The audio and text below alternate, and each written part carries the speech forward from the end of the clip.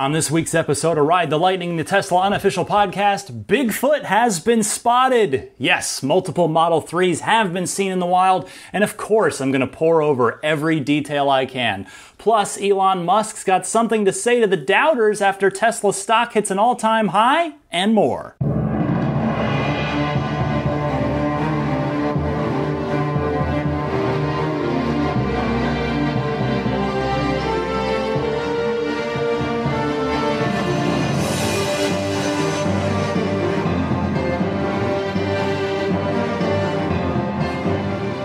Welcome, friends. It is Ride the Lightning, the unofficial Tesla podcast for April 9th, 2017, episode number 88. I'm Ryan McCaffrey. On the floor beside me, as usual, the snoozing, comfortable Maggie the Boxer. And it is a big week in Teslaville because we've gotten what we've all been waiting for. In fact, almost, it's funny, really a year to the day almost, just over, between when the Model 3 prototype was unveiled to the world in Hawthorne, California, to when it was first seen in the wild, testing out and about, in this case in Palo Alto, near Tesla's corporate headquarters, across the bay from the Tesla factory in Fremont. So we have, and it is multiple release candidate sightings, and we know that because there were two different colors. So don't know how many cars it is, but it's at least two, for sure, photographed over on different times, different days. Multiple sightings, and each time in Palo Alto, it was with a different chase car.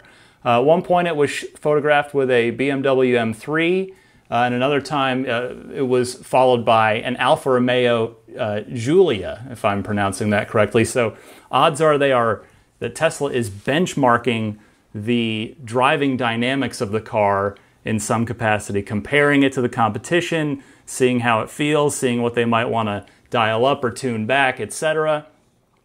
Now these cars, unlike the prototypes, had proper California state manufacturer issued plates, or plates issued to manufacturers so they can use them on the pre-production fleet of cars like this. It gave us our first good look at the brake lights, the final versions of the brake lights, presumably, since these are release candidates, these cars are otherwise intended to be ready to go. And I have to say, the brake lights, I know this is such a small thing, but hey, we have to take every little crumb we can right now as we're waiting for this car. They are more Model X-like as far as the actual brake light, the light that illuminates when you depress the brake pedal, in that it's a single horizontal LED strip, which I remember kind of took me a little by surprise when I first saw that on the X as well. I was like, oh, that's it. But, LED technology now, it's bright, it's not the individual little dots like it was 10 years ago. It is a nice, clean, bright red LED strip for a brake light.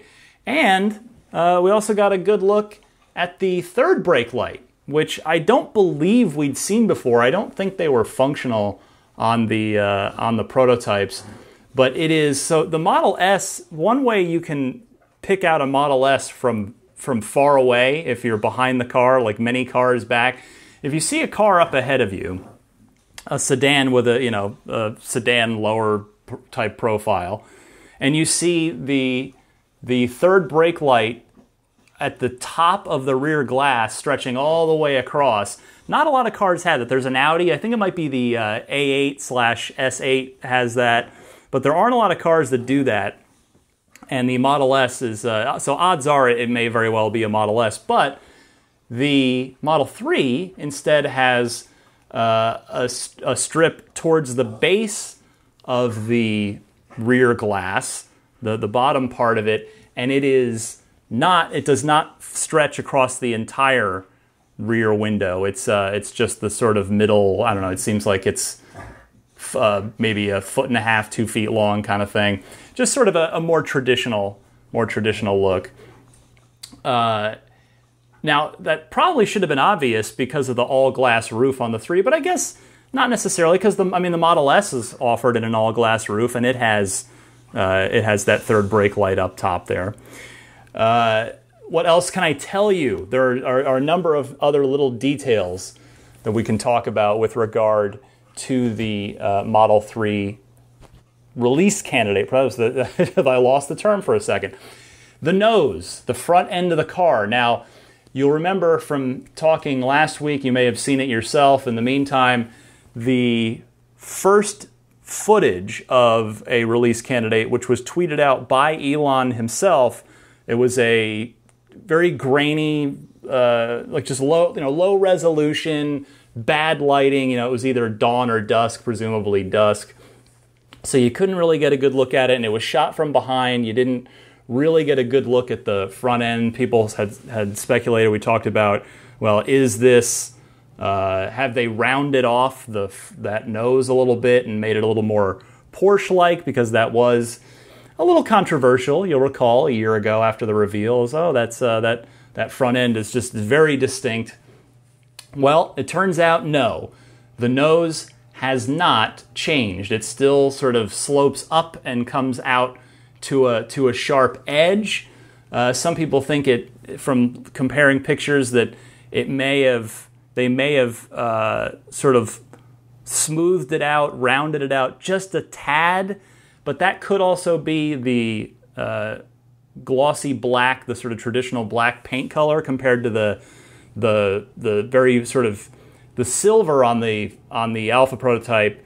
Does what that color does is it accentuates the lines very, very well in a way that black paint, especially shot on a camera on a car in motion that's not there to be photographed, won't necessarily exactly show. But the front end of the car appears to be unchanged from the prototype, which I have to say I'm actually happy about, because in the beginning, on March 31st, when I saw the car, I remember my first reaction, I'm sure it's on that follow-up show, I think it was episode 35.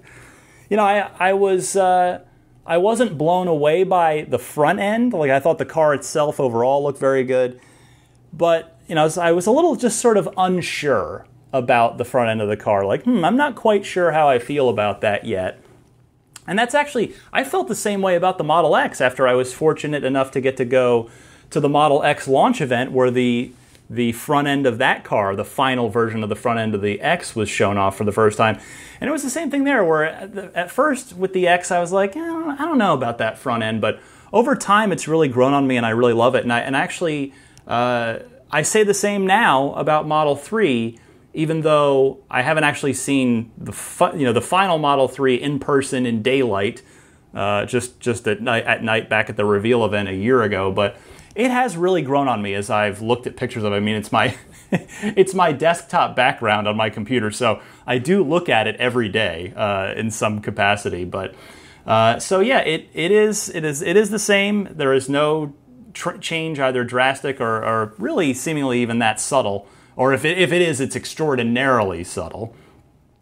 Now, the big thing that has folks abuzz online, and this remains to be seen whether or not anything is going to come of it, because the first Model 3 that was photographed with some additional cameras. You can see the B-pillar cameras, on the between the front door and the rear door, which of course is where it is located as well on the S and the X. But there are C-pillar cameras spotted on the prototype on the back, behind just past the rearmost part of the back door. So the question is, what are those for? Is the Model 3 going to have 2 more cameras, bringing it up to 10 instead of 8? What is this for? Matthew Para, who's a regular listener, in fact he's a Patreon producer to the show, he wrote in and thought, are these for an overhead parking view camera? There are cars that have that, and Tesla does not currently have that as a feature on the car as an additional parking assist. So that's a possibility. I want to thank Matthew for writing in with that thought. Or are they for autopilot somehow, or both? So that was interesting to see. Now, on subsequent subsequent release candidate sightings, the other cars did not appear to have the C-pillar camera. So that is going to be something to very much keep our eye on as we continue to see these cars making their way around the Bay Area and possibly other places too as time goes on. Another interesting element of the release candidate, the charging port appears to once again be on the driver's side, on the around the edge of the tail light, just like where it is on the SNX. And of course, we wouldn't expect Tesla to relocate it on their car, on the new car. They expect to just keep it where it is. But it was on the release. I'm sorry, I keep saying prototypes. On the release candidates, they're just a piece of black plastic that's formed, that's printed to, it's made to that size. It's the right size piece, just it's not reflector material. So the easy suspicion there is that they probably haven't manufactured that sort of magnetized reflector, because if you've ever been up close with a Tesla with an S or an X, you know that piece actually has sort of a magnet on it to keep it in place, and when it closes, and when you bring the charger to it, the charging cable up to it, it'll actually automatically flip open. So that's not a surprise that the release candidates don't have that sort of finishing detail on there. And in fact, speaking of finishing details, the release candidates also don't have any badges on them, which, for some of you might be like, well, of course they don't. They wouldn't put those on at this stage. But if it's something that you would just sort of assume was there, no, they're not only unnecessary at this stage, but like any other car manufacturer that's road testing an upcoming model that's not out yet, Tesla's not looking to broadcast what this car is. And I sort of wanted to get into this a little because I saw a number of complaints on forums, on the comment sections of websites that were posting these pictures. Some people saying, oh, they thought the Model 3 looks ugly, or the Model 3 looks plain. And, that's fine if those folks end up thinking that at the end of the day. I mean, it's a subjective opinion about a car. So, hey, to each their own, no biggie. But I just think if any of you look at these release candidate pictures and might have the same thought, like, the car looks a little plain, looks a little, just remember that it's, in my opinion, a little early to make that call, and just keep that in mind. Because, yes, these are release candidates, but they also don't have all of the little cosmetic finishing touches that every car gets to some degree or another.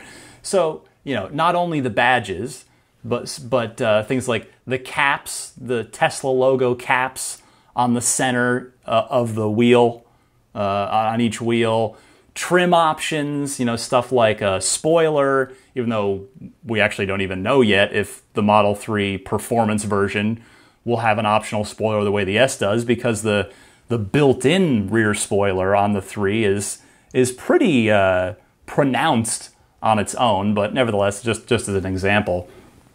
But, if you go back and look at old photos of early Model X or Model X mules that were spotted out in the wild, and you compare them to the finished cars that are for sale now, you'll see exactly the kind of finishing details that I'm talking about. So all I'm saying is, if you end up taking a look at the release candidate pictures, and you're a little underwhelmed, don't worry about it yet. Don't panic. You don't necessarily dislike the car or think the car is plain or dull or ugly.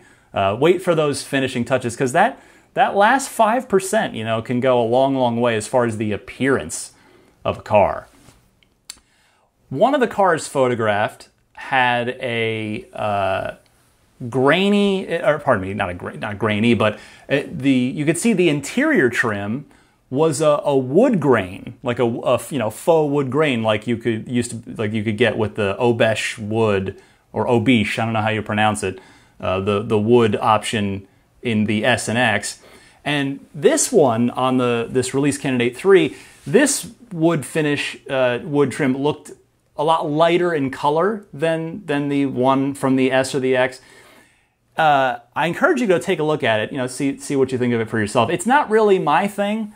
It reminded me a bit too much of the BMW i3's interior, which I think has sort of almost like you're inside an IKEA store, or you're inside an IKEA product, I guess, would be the better way to phrase it. So not really my cup of tea, especially because I'm pretty definitely, almost certainly going to get the white interior, and for me, that wood dash trim is not going to pair very well with white seats. But for those of you who might like a wood option, a dashboard trim option, it does look like that's going to be an option for those of you who are interested in that. And that's something we did not know. That is a new bit of information. We'd never seen that before. Tesla had never mentioned it before.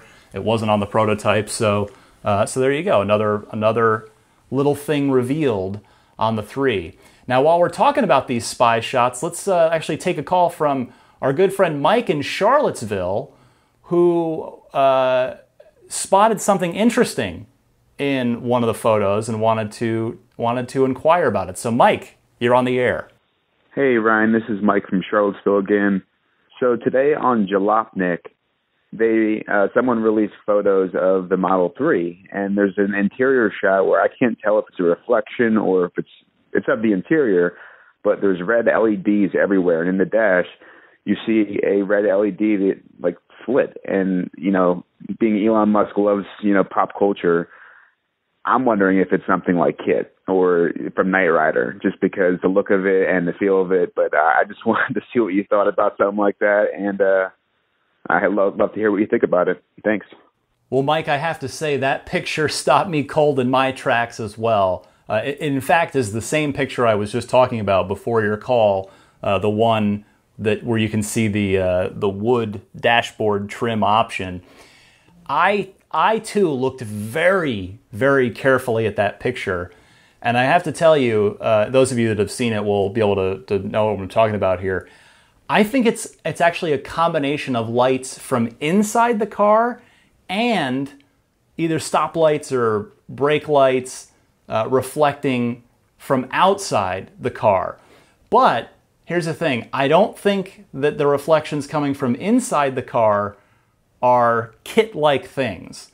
Although that would be really cool, and you're totally right, it would absolutely fit the Elon Musk penchant for pop culture references. But if you look closely, at that picture, you can see a literal big red button sort of down in the where the console would be, the center console. And that is a kill switch. And we've seen it on Model S test mules and other pre-production cars. It is no doubt there in case something goes wrong in your unfinished car. And what it appears to me, not certain about this, but it appears to me that there might be some red lights on that which are showing up in the picture. So I don't think it's part of the official Model 3 interior. Hate to burst the bubble here, Mike, because I agree, like, Kit type of stuff would be really cool, but I don't think that is the case here. All right, so that covers the release candidate sightings. Let's move on to sort of an official follow-up from last week, or even the week before. Gosh, how long is it ago now? Yeah, the tweet storm from Elon. And I was talking all about how that tweet storm was really about sort of tempering expectations on the Model 3 that it is not, it's not better than the S, and it's not going to have more tech in it than the S. And Tesla more or less officially clarified that. They made it official company policy, taking Elon's tweets and turning them into a carefully worded blog post on Tesla.com. It's a post entitled Model S or Model 3. And here's a little snippet from that. Tesla writes, Model 3 is smaller, simpler, and will come with far fewer options than Model S, but it makes driving feel effortless and offers good range of at least 215 miles for our starting model. ... And then later, while innovation at Tesla will never stop, the very best vehicles we make are already available for purchase and on the road today. So, again, this is basically making Elon's tweets from last week official company policy. And it's probably meant to head off people who might have been thinking that the Model 3, that's the next generation Tesla. People that might actually, in fact, hold off on buying an S because they're waiting to see, the next generation car, the Model 3. So I think that's what this is all about. And one other thing here, by the way, I don't want to nitpick, just split hairs too much on Tesla's phrasing here, but they say far fewer options than the Model S. I mean, the S doesn't have a ton of options on it. So, and we already know from Elon's previous tweets a year ago, well, and we know anyway, that all-wheel drive will be an option, performance will be an option. We know there will be 3 roof options, either metal, all glass, or panoramic. So that leads me to wonder if there will even be an upgraded sound package option on the Model 3, or any sort of upgraded seating option. It might. I mean, there kind of isn't. There isn't even really a seating upgrade option on the S anymore. It's just the multi-pattern black cloth seat, or one of the leather, or in the White's case, synthetic leather option. But yeah, I mean, I wonder. I would have to imagine there's going to be a Sub-Zero package, given the fact that these are going to be very appealing winter cars, for the fact that you don't have to start them, warm them out, for a million reasons. But yeah, so I mean, I think if you're talking about, if Tesla's talking about having quote unquote far fewer options on the 3 than on the S, I suspect that probably, what's the first thing you'd put on the chopping block looking at the list of options on the car? And I think, yeah, maybe sound system. I think we might not get an upgraded sound system option, which is a little disappointing. Although I've heard a lot of people say, just S owners say, they're not necessarily thrilled about even the upgraded option, the upgraded sound studio on the Model S. But it's if they're going to cut, they're going to. Autopilot's not going to get cut. So I imagine there probably won't be a premium upgrade package that has I think we get that we can probably rule out too. With a HEPA filter, and obviously there won't be auto presenting doors or anything like that. I suspect there probably won't be any interior upgrade options at all. The way the premium upgrade package offers that Alcantara trim on the dashboard. So and then power lift gate is one of the options in the premium upgrades package. We know, of course, the Model S isn't a hatchback. Pardon me, the Model 3 isn't a hatchback. It is simply a trunk. So I guess we should not expect any sort of power assist in that trunk. It'll just be your traditional old manual trunk. And I think, and I'm almost positive, that Elon had previously said, again, in the follow-up tweets from a year ago, had said that smart air suspension will be an option on the 3. So, yeah, I got to figure interior stuff, including sound. I mean, I think that's where the options will come off the table there, and maybe there will even only be 2-wheel options instead of there are technically 4 on the S when there's the silver 21-inch turbines and the gray ones. Pardon me. So I suspect maybe fewer wheel options as well. So anyway, thought that was worth mentioning because it just sort of popped up onto Tesla's website this week. It's like, oh, hey, by the way, just don't hold off on buying that Model S. The Model 3 isn't going to be better, you guys. Seriously. Alrighty. The final news story this week is a little bit of a fun one. And it's good news. Tesla's stock hit an all-time high this week. It cleared $300 and, in fact, closed the week at above the $300 mark. But what makes this fun, besides just simply good news, is that Elon Musk showed a little bit of pride in the success of the stock, and which, of course, is a reflection of the confidence that Wall Street has in the company. Elon tweeting the morning that it shot over $300, which was a huge day, he tweeted simply, "Stormy weather in Shortville," and that is a reference to Tesla's stock being the most shorted stock on the entire stock market. I think it's fun to see Elon's sense of humor come out a little bit. I mean, if he did this kind of thing all the time, okay, then it would border on arrogance. But I know I've been covering Elon Musk long enough with this podcast to know that he's having fun here. In fact, when I saw that, I totally laughed out loud. I really got a kick out of that tweet. And when you read the replies, there's some really funny replies to it too from some people, and by funny I mean some people appreciating the humor and others who are probably those very short sellers themselves who are none too thrilled about Elon and saying that he was tempting the gods by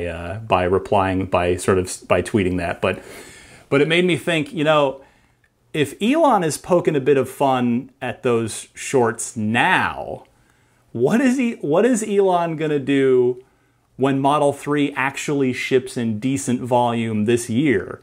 And this is what I thought of.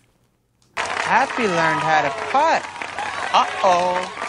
I don't know why that scene from Happy Gilmore popped into my head, but it did. And finally this week, just a super quick note for you Model S owners. Elon took to Twitter. He's been pretty quiet on Twitter ever since the tweet storm. But he did make one significant Tesla-related tweet this week, noting on Twitter that a feature is coming soon to the cars that allows one-touch access to all of the discovered Tesla Easter eggs. So those of you with Model X's, congratulations, the Model X Light Show, the Christmas Light Show, the Holiday Light Show, appears to be returning. I'll be right back with the Ride the Lightning hotline for you right after this.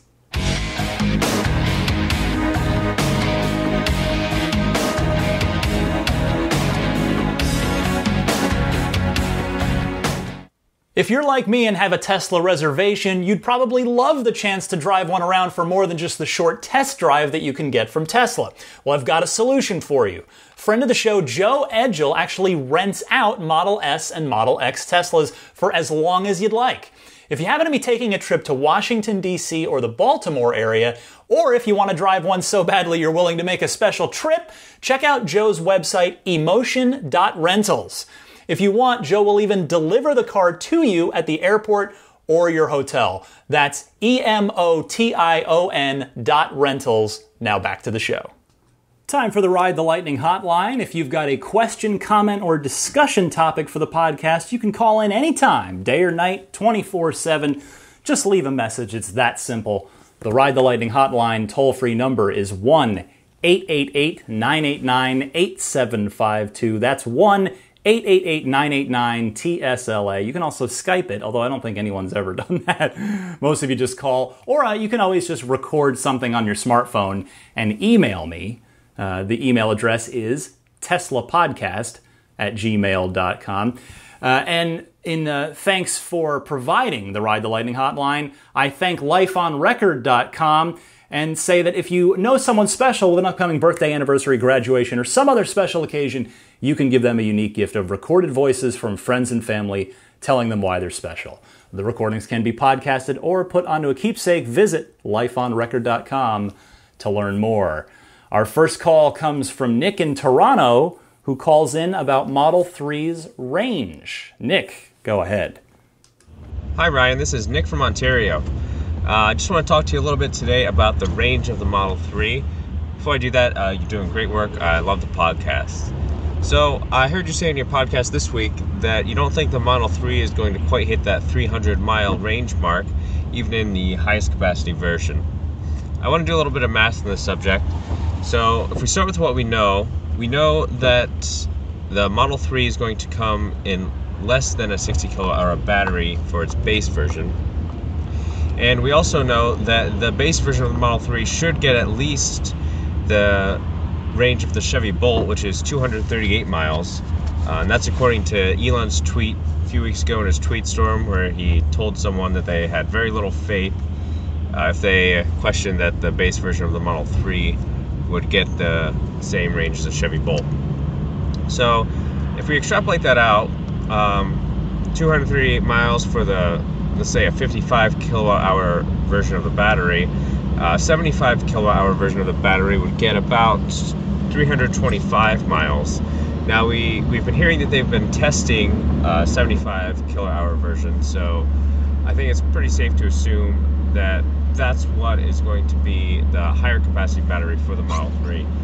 Now, that 325 mile number, while it doesn't take into account things like the extra weight of the batteries, it also doesn't take into consideration extra range that you would get from, say, all-wheel drive. And it also assumes that the base version of Model 3 gets exactly that 230 miles with Bolt. And we don't know, it might get a little more even. And the base version may also be, say, a 50 kilowatt hour battery. And if that still gets 238 miles, the 75 kilowatt hour version would have an even higher range. So I'm just interested to hear your take on some of this math. I hope you're having a good week. I've seen this around a lot, so it's good that you bring this up, Nick. Now, we don't know that the base version of the 3 is going to beat the Bolt, is going to exceed 238 miles. That Elon tweet that you're referring to, he doesn't specifically say that it's the base version. And it's not, it's left open here. He could very well have been talking about the larger battery version. So just do bear that in mind. It's, again, even Tesla's reiterating today, or not today, this week with that blog post I talked about earlier, where they again mentioned at least 215 miles. But, Elon did not say it was going to be the base version that would exceed the Bolt, just that they would exceed the Bolt. And they'll obviously do that with the larger battery, because the Bolt doesn't offer a choice. There's just a 160 kilowatt hour battery in the Chevy Bolt. But and then I have to say, I think you're on the optimistic side, predicting 325 miles of range for the 75 kilowatt hour battery.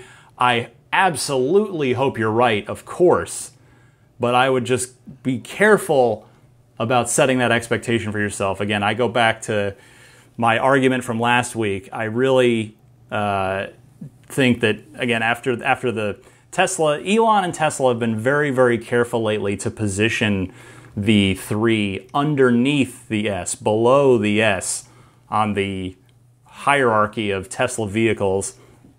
So I really do think that we are not going to see a 300-mile range Model 3 option, at least in the early going. Eventually, of course, Tesla's going to get there, but I think you're going to have to get a Model S if you want a car that gets 300 plus miles of range. Next is Travis from Ohio commenting on the steering wheel in the Model 3 as well as battery pack options. Travis, let's hear from you. Hi Ryan, this is Travis from Ohio. I have a couple Model 3 theories, both based on the idea that Tesla is really trying hard to avoid the feature creep that delayed the Model X, so they're not wasting resources building anything they don't actually intend to be part of the finished product. First, the steering wheel. Shortly after the reveal event, Elon tweeted that the actual steering controls would feel like a spaceship. The best indication of what that might have been is Franz von Holzhausen's sketches in those tokens of appreciation that showed the interior of the Model 3, almost identical to what we've seen, and the steering wheel in that sketch is basically just a wheel with a cutout at the top. So it kind of gave it a feel like an airplane yoke. But that was before Elon realized that he needed to massively accelerate production and keep everything simple and streamlined. I believe the final wheel will be pretty normal. The evidence is that the photos that have emerged of release candidates, and those are supposed to be physically identical to the cars that will be sold, clearly have regular steering wheels. So who knows what kind of buttons and features might be on it, but I think it'll be a circle. Next, everyone seems to be assuming the battery pack options will be a 60 and a 75. I think they're going to be a 55 and a 70. So we know that J.B. Straubel said the base model's battery will be less than 60 kilowatt hours, and Elon indicated it will have better range than the Chevy Bolt, which gets 238 miles with a 60 kilowatt hour pack. Their weight is surprisingly similar, 3,580 for the Bolt, which is close to what people think the Model 3 will weigh. But the Model 3 is a more aerodynamic car, with a 0.21 coefficient of drag, and I believe Tesla's battery tech is better than LG Chem, so Tesla should easily be able to get more miles out of a 55 kilowatt hour pack than the Bolt gets out of 60. On the upper end option, Elon said that the 75 kilowatt hour pack would be the biggest that could physically be crammed into the wheelbase. Lots of fans assumed that meant the Model 3 will be offering a 75, because fans tend to assume that everything about the 3 will be as awesome as possible. But Elon is telling us to tone down our expectations. He just said that's the biggest pack they could physically cram in there. It didn't sound like he was talking about the biggest pack configuration they're actually building. Also, we know that Tesla was testing a 70 kilowatt hour Model 3 Mule. I don't think they would waste their resources testing and building a battery configuration that they don't intend to produce. Now, I want to point out that this is good news. Tesla's fans are doing a lot of hand-wringing over what we learned from Elon's tweet storm, but Tesla stock hit its all-time high shortly thereafter. That's because the more we learn about the Model 3, the more it sounds like this is actually going to be on time, as promised. Wall Street, I think, just assumed it would be delayed at least a year, like the Model X. So when Elon says they're doing the rear-wheel drive cars first to keep it on schedule, everything's going to be streamlined, etc., that's great news. It means Tesla will probably deliver a car on time and will probably beat all the expectations. So I'm very enthusiastic. That's all I got. Thanks. Interesting theories, Travis. Now, with Elon making autonomous driving such a high priority with the Model 3, I can't imagine they'd have gone with a funky steering wheel of any sort, because I doubt it would have even been a priority in the Level 5 self-driving scenario. Now, as for the battery pack options, you make a fair point about assuming that the top end is going to be a 75 kilowatt hour pack just because Elon said that's the biggest that's going to fit in the car. And yes, there absolutely were credible reports from Electrek that they were testing 70 kilowatt hour packs. And you might ask yourself, well, why not just go for the 75 then, Tesla? And the answer would probably be cost. Tesla's going to want to keep the cost of the car down and not have, the batteries cost are still one of the most expensive parts of the car. The more batteries in the car, even though it's a higher end version, you don't want to overlap with the S. You kind of want to keep those markets separate. It's why we saw Tesla discontinue the 60 kilowatt hour Model S recently. Now, I suppose it's possible that the performance Model 3 might have a 75 kilowatt hour pack in it to negate the reduced range of the performance, the range hit from the performance version. But that, I don't think my own theory holds up, because I don't think that gels with Tesla's eternal quest for efficiency. I mean, if they were producing, if 10% of the cars or so, 10% of Model 3s produced are performance models. Are you really going to produce a slightly larger battery for that 10% of production? That probably doesn't make a ton of sense. So I'll tell you, I'm going to stay optimistic and hope for a 75 kilowatt hour pack. But if it ends up being 70, I'll tell you, Travis, I'm going to think back to your phone call. Next is Jesse from Dallas, who we've heard from before. He has a theory on Elon's tweet storm. So Jesse, let's hear from you, my friend. Take it away. Hi, this is Jesse from Dallas again. I have an observation on what might have motivated Tesla to release the information about dual motors, battery capacity, and the performance model. They've already stated they want to help negative sell the Model 3 to get those who might be at the high end to convert to a Model S. And that's fairly obvious. But something that some folks seem to have missed is the marketing that goes along with the Model 3. If it is in fact the everyman's vehicle, they don't want delivery of the first several thousand vehicles to arrive in everyone's city to be the high-end $60,000 and $70,000 versions. That would undermine the credibility of the product and continue to contribute to the perception that Tesla is a high-end vehicle.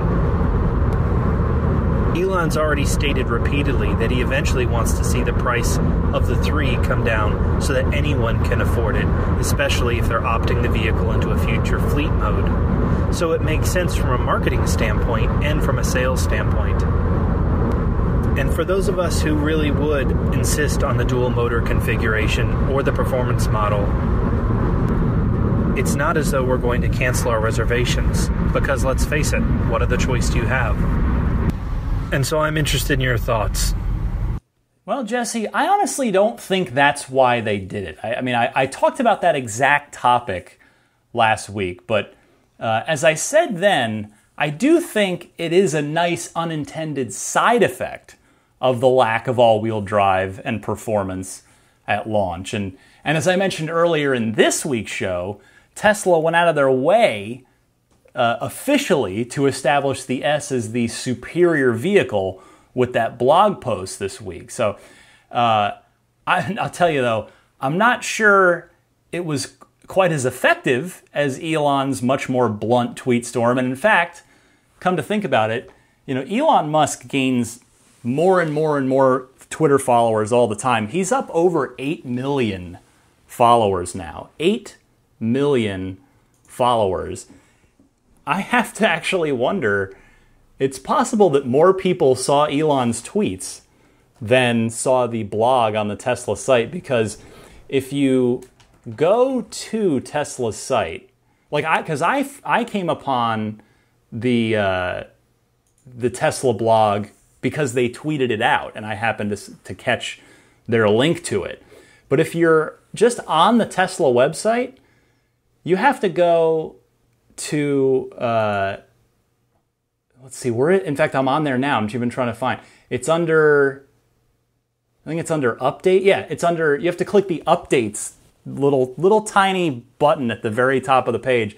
So it's not, it's not really super front and center and easy to get to on the homepage. So I actually think more people might, I think Elon's tweets might have been more effective at, again, tempering expectations and setting the boundary between the S and the 3. And I think it's possible, although I know the Tesla site gets plenty of traffic, but I think it's entirely possible that more people saw the Elon tweet storm than saw that blog on the Tesla site. Anyway, let's move now to our old friend Rami from the... last point actually I wanted to make, sorry, on your call, Jesse, is... Q2's delivery numbers will be very interesting to look at. Now, we won't be able to make any direct correlations, but it'll be interesting to see if anybody, if numbers are low for Q2, then maybe that's an indication that people are holding out for the 3. So again, we won't be able to prove anything, but something to keep an eye on. As Q2 numbers rollout, which won't be for quite a while because we're just starting Q2. All right, our old friend Ramy from the Netherlands wanted to chime in on the old heads-up display discussion. So Ramy, you're on the air. Hey Ryan, this is Ramy, your friend from the Netherlands. I wanted to chime in on the HUD discussion. I think Elon made it very clear that this is not going to happen for Model 3 anytime soon. I do have another idea. What if Tesla would use their app as an instrument cluster? Then we could just put our phone in landscape mode in front of our steering wheel, so Tesla should make some system that we can put it there and that it stays there, and then we still have our speedometer and other information right in front of us. This would be a very cheap solution, and I think everybody would be happy with this. All Tesla needs to do is develop an app that can do this. I have to say that I don't believe Tesla is working on something like this, but I think this is an idea worth sharing. Hope to hear your thoughts on this. Keep up the good work, and I listen to your show every week. Thanks. I have to say, Ramy, that is an interesting idea. I do think that's interesting. It could totally, there's nothing stopping that from happening. Nothing technical, I don't think. But I do believe that would be an absolute PR nightmare for Tesla. Can you imagine the headlines if Tesla actually did that and said, well, if you want, you can dock your phone behind the steering wheel and use it as an instrument cluster? You'd see headlines. I mean, there's already so many different sites and forces of nature that are out to get Tesla.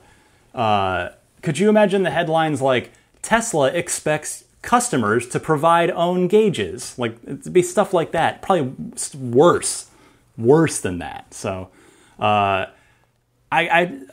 thing I think I'm realizing, and not that I hadn't thought about this before, but I think it's all going to make sense once we see the final reveal of the car.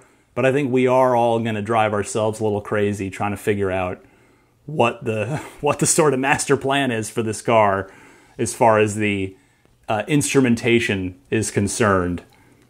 But so in the meantime, we'll just keep theorizing. Again, I like your idea, Ramy. I think it is plausible. I don't think it'll happen, but it is an interesting one.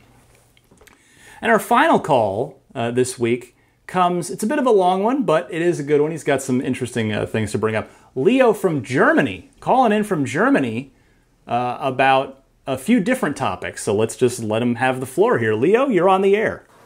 Hi Ryan, this is Leo calling from Germany. I have a question or a topic maybe to talk about more. That is how the Model S is going to differentiate to the Model 3. So which differences are there going to be? I mean, I assumed, and now as of this week, we know because of the last tweet storm of Elon that basically all the new technology is going to be in the Model S. But is there any, and the 7-seat option, but is there any big other difference between the Model 3 and the Model S that you want maybe say a person that wants to have a good-looking electric car, and then something that you would tell them why they should get the Model S? If they wouldn't need the 7-seat option, if they wouldn't need the largest battery pack, and if they wouldn't need the latest technology in it.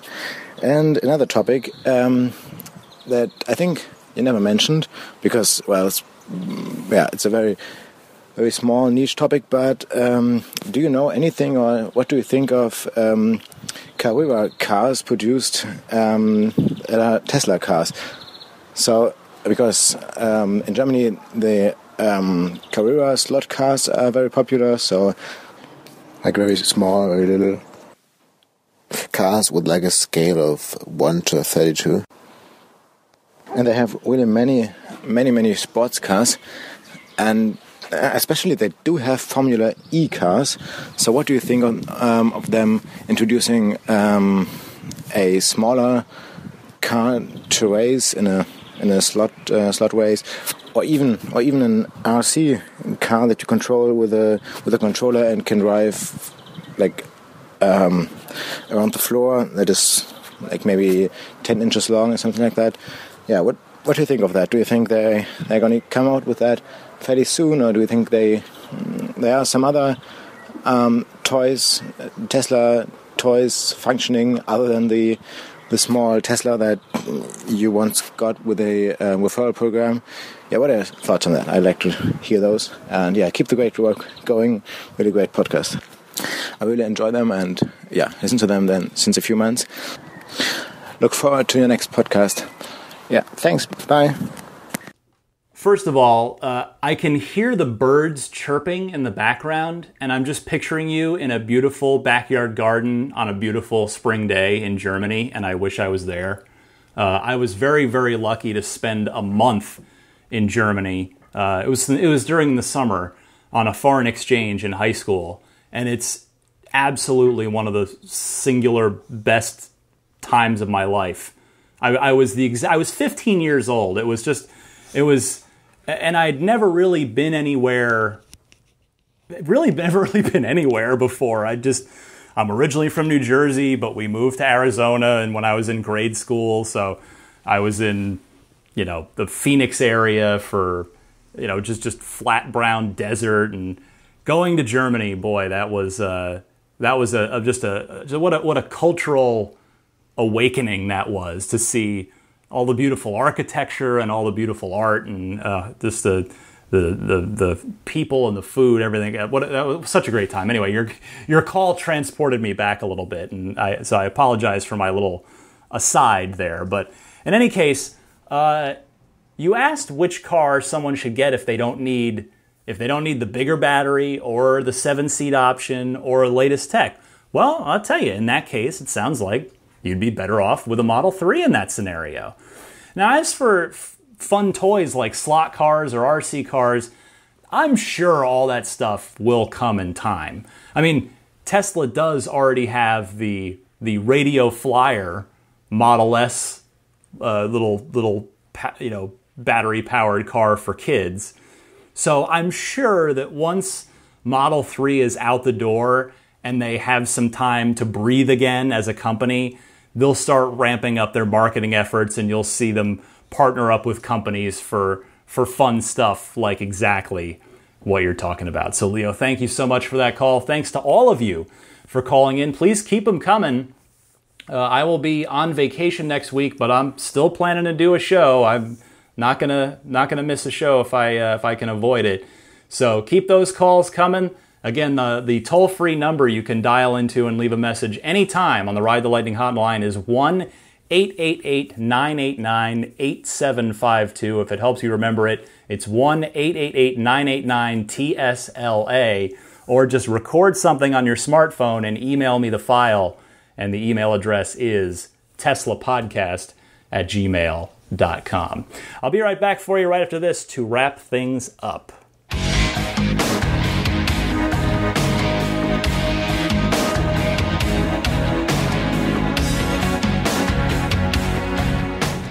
I want to first thank the Patreon producers, the kind folks who support my multi-hour efforts every week. It's multi-hour efforts every week putting this thing together. These kind folks pledge at the $20 or higher level per month. You can feel free to pledge anything you like. Doesn't have to be $20. It can be anything. If you want to take a look, see how you might be able to contribute, check out patreon.com/Tesla Podcast. That's Patreon.com. And those Patreon producers are the wonderful Jeff Bartram, Paul Hussey, DJ Harbaugh, Pete White, Wolfgang Obergen, George Cassiopo, ZL Klein, David Brander, Jonathan Wales, John Waltower, Scott Gillis, Michael Lucas, Alexi Heft, David Kittle, Lisa Kaz, Michael O'Prey, Logan Willis, Matthew Para, Michael Lester, John E. Ford, Robert Miracle, and Kyle Stover. If you are in the market for some Tesla accessories, check out abstractocean.com. If there's anything that you see there that you like, go ahead and buy it and get a discount. That's the point of this. Use the coupon code RTL Podcast, as all one word, RTL Podcast, as your coupon code at checkout to get 20% off of your order. You can follow me on Twitter at DMC_Ryan. Email me, teslapodcast@gmail.com. If you're buying a Tesla, get yourself $1,000 off of that vehicle and get me a chance to win a Tesla in the referral raffle drawing. So the short link to put into your web browser is ts.la/Jeff2311. That's Jeff spelled Jeff. Dave T's weekly Tesla newsletter. Always recommend that. That's good stuff. Every Friday, Dave sends out the weekly wrap-up of things in a nice email digest. You can sign up for that for free at teslaweekly.com. Most of you subscribe to the podcast. That's the best way to go if you're downloading it on a case-by-case, week-by-week basis. Go ahead and subscribe on your preferred platform of choice, including iTunes, Google Play Music, Stitcher, TuneIn, or pick up the RSS feed at the hosting site, which is teslapodcast.libsyn.com. That wraps it up for episode 88. I'm looking forward to getting on vacation, but like I said, I have fully intend to get you guys a podcast next week anyway. So look for that. That'll be episode 89. Man, almost getting close to 100. It's coming up quick. Anyway, happy electric motoring, everybody, and I'll see you next time.